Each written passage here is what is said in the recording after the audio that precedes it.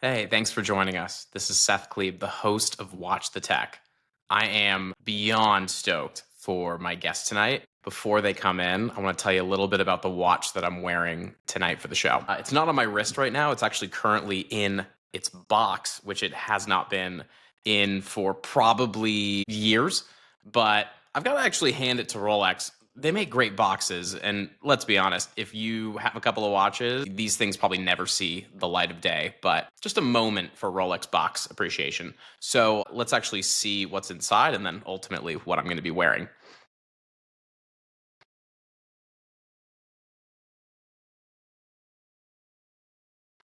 So this was my third watch that I ever purchased, and I got this before all the crazy Rolex hype during the pandemic. So I actually got it for a phenomenal price, and I felt like it was a steal, even though at the time it was way more money than I had ever dropped on a watch up to that date. And I just absolutely love this watch. First, I was really looking for a watch that I could swim with, that was both dressy but also still rugged in its own way. And so I felt like the Yachtmaster really just did that for me, and I'm super happy with this watch, especially this dark rhodium.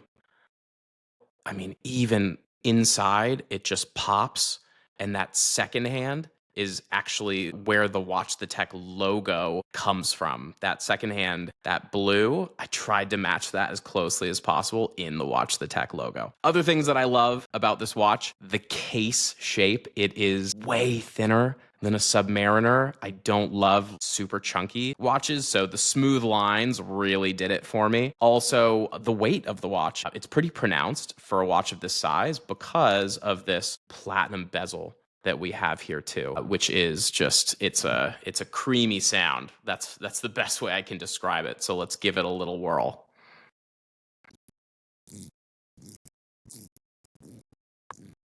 So anyways, I love this watch. It's one of my absolute favorites. I've got some great memories with this too. I've had the privilege of wearing this watch on a couple of sales club trips, but the first one was at New Relic in Cabo. And so I wore this on the water. I wore it to dinner in the pool, and it was just something that was really there with me in that moment, and it'll always be a favorite watch of mine for that reason. Anyways, our guest is going to be coming in soon, and I'm going to get this thing on my wrist, and let's get the show underway.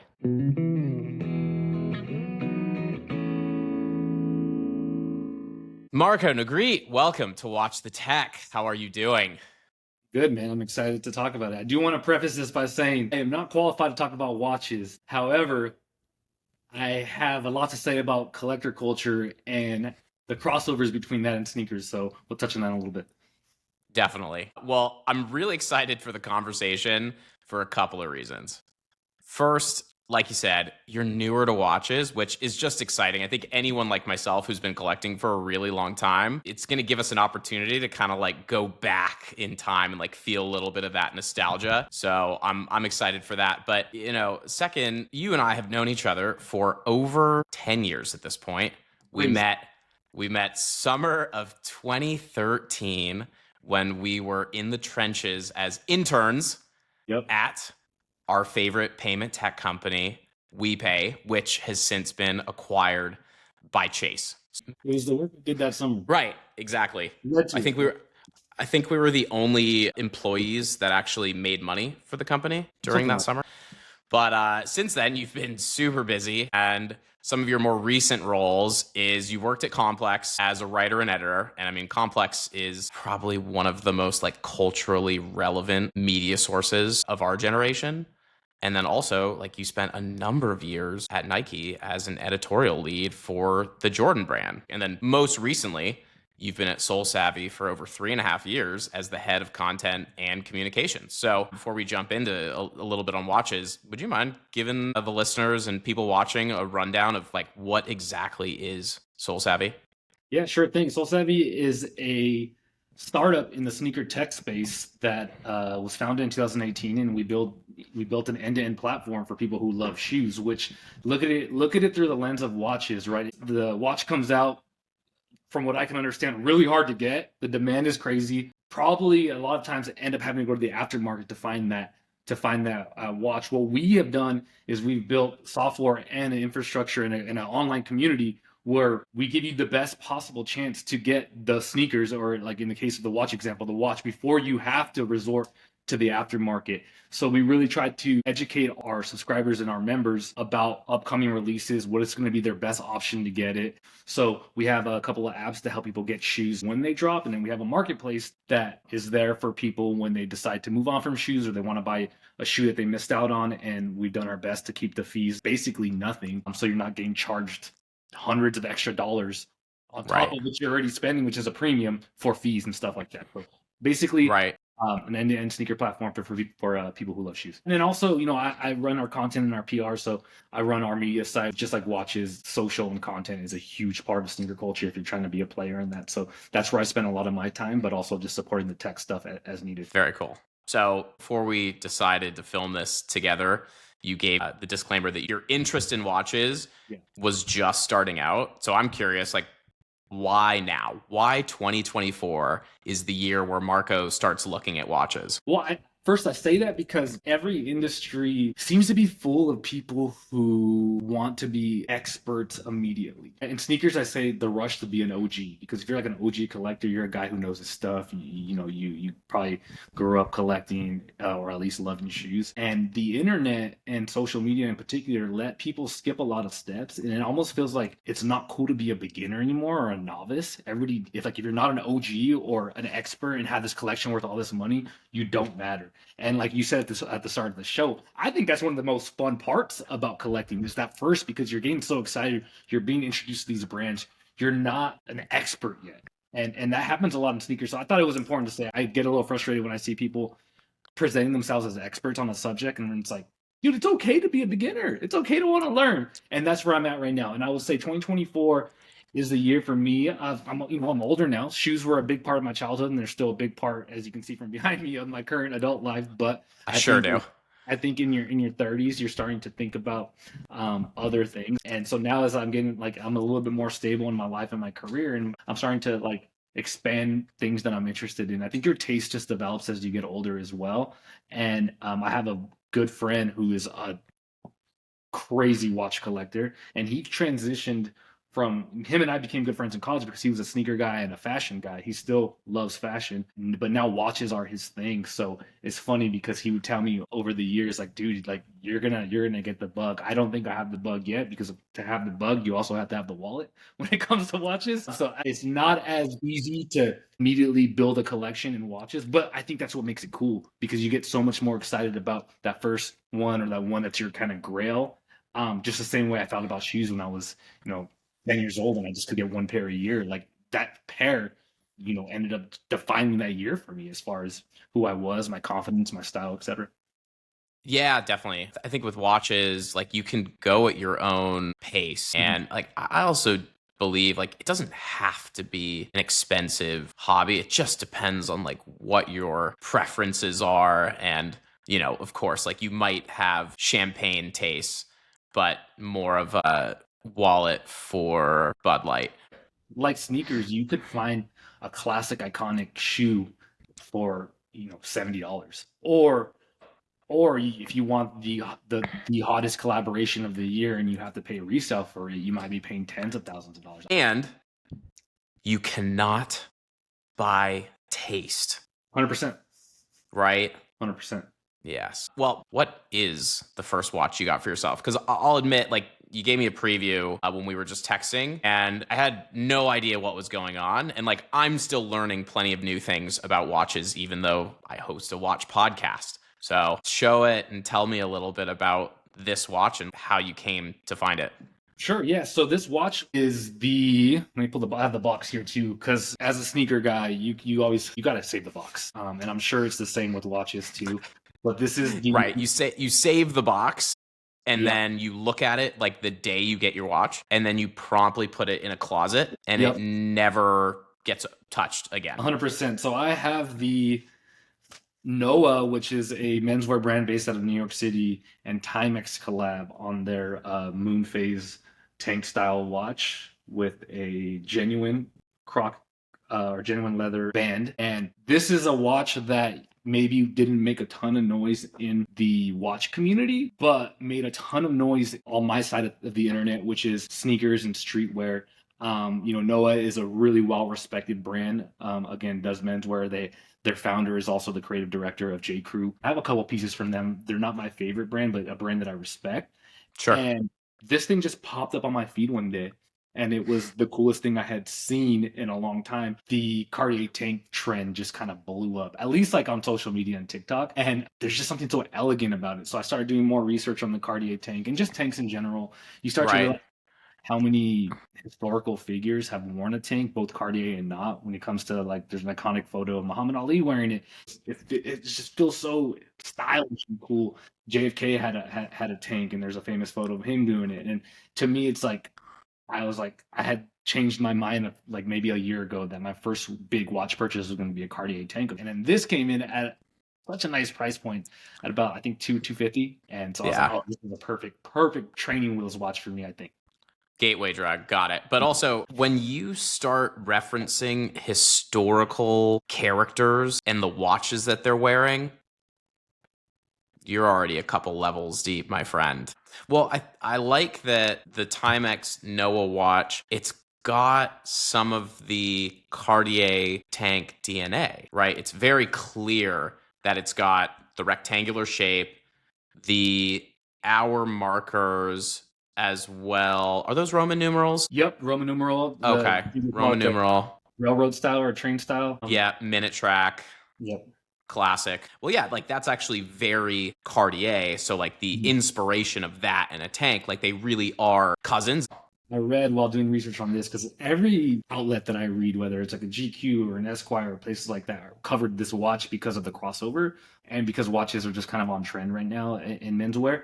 And one of them pointed out that this is actually bigger than the biggest Cartier. And this thing is pretty small. So I've actually never seen a Cartier tank in person that I can remember. So I'm excited to see what that looks like. It's bigger and thicker. Cool. I'm surprised you haven't gone to Rodeo and just hit up the Cartier boutique and tried a couple on. Yeah, but then I would have to come home and log into my credit card account and realize that I made a horrible mistake because I wouldn't have the self control. Once I put it on my wrist, it would have been bad news. But yeah, no, I definitely want to check it out at some point, especially like some of the more vintage ones. And to me, probably they're all the same.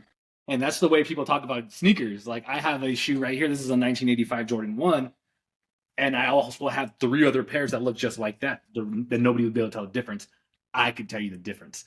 And I think watch people are the same way with their watches. Very much so. And also, like, take your time. Enjoy the new one that you have, right? Like, I think the people that are always just like going after the next watch, or like the next pair of shoes, pair of shoes. Like you got to take some time to appreciate what you have for sure. You mentioned Rolex a little bit earlier. I'm curious if there's any particular models, colors that have caught your eye. I think just like a classic sub is where I've always kind of gravitated towards. I like gold more than I like silver or steel. And like obviously that's why the Cartier tank stands out to me, even though they make different versions of it. But that was the first one I was on my wish list. And then now I'm all but certain that my first Rolex, whenever that will be like a Datejust. I really do. Or a date. Like either of those. And I'm sure someone's like, what do you mean either? Those are way different. To me, again, do not come after me. I'm brand new, but I just love that vintage gold style date. Like it's just clean, right? And it feels like a little bit more of a dress watch compared to a sub, which is obviously more of a sport watch. And I think as my style has evolved, it's gone a little bit more dressy in a way. So I also think about watches as how they will fit into my wardrobe, right? If I get something, I'm gonna want to wear it. I'm not precious with my expensive sneakers, and I don't intend to be precious with my expensive watches. So I want something that's gonna match how I dress. Yeah, definitely. I mean, I think a rule that I certainly adhere to and I'll advise anyone who's new to watches is if you're unwilling to wear it out and if you would hate if it got a scratch, don't buy that watch. Yep. It's not worth it. Yeah. They're meant to be worn. They're meant to experience life with you. Granted, of course, you should not go swimming with a dress watch. There's some rules there. that are you just obviously have to adhere to. But other than that, wear it, enjoy it. It's okay. And plus, you can also get insurance on these things. So that is an extra level. That's never a bad idea. So as a sneakerhead, what are some of those parallels that you've started to see between the sneaker industry, the watch industry? The first one is an unfortunate similarity, which is just like the hype and the resale. I've actually heard, just like the sneaker market, that the watch market is currently experiencing a decline in the aftermarket, which again, a great thing. If you're a gray market dealer for shoes or watches, you hate it. But if you're someone like me who deeply loves watches and I want people to have them who genuinely will wear them and not just keep them as these sacred things that they just ultimately are going to try and flip, let the industry go back to normal levels. Mm-hmm. Yep. Yeah, the second thing I would say is just the different minor details and variations between styles, years, eras, etc. Because that's like the same as what makes sneakers special. One of my favorite interviews I ever did when I was leading editorial at Jordan Brand was with the late great Virgil Abloh, who is an iconic designer, creative, etc. in so many different areas. He's designed everything from a Maybach bands to an Evian water bottle to some of the most iconic Jordans of all time, some that I have right here. And I got to interview him. He's a watch designer as well. Yeah, he did it. Was it a Patek for He Drake? He did one for Drake. Yeah. So I was interviewing him in Chicago, which is his hometown-ish, right? He's from the suburbs in Illinois. And we were talking about the Jordan 5 that he had did that was releasing, I want to say it was the same year that he passed, or it was later that year. And I was like, yo, like, we're talking about sneaker culture and collecting and growing up. And he mentioned a similar way that shoes made him feel. He was like, man, when I was a kid, I would sleep with my Jordans on the dresser, so they would be the first thing I see when I woke up. And I was like, dude, it's not just me. It's not just you. If you're an enthusiast, like, whoa, like there's a real community here of people that there's a reason why these industries and these cultures are so big, is because of their shared experiences from somebody who grew up on the other side of the country as me, right? And that one was always special to me because here I'm talking to probably the most important sneaker designer in the world at that time, and his motivation and his inspiration for doing what he does was the same as mine. You said three, but I have a fourth one, and that's just the community around that I've already got to experience around watches. One, being able to talk to you, my other buddy EQ, who's a big watch collector. Shifting a little bit, since you truly are an entrepreneur, you're early on to SoleSavy, you've been there for a number of years. Is there any advice you would give to someone who's recently started a company? You know, maybe to learn from your experience a little bit. I think the number one thing I would say to anybody, because I feel like the idea of being an entrepreneur is like such a exciting and attractive thing to want to be.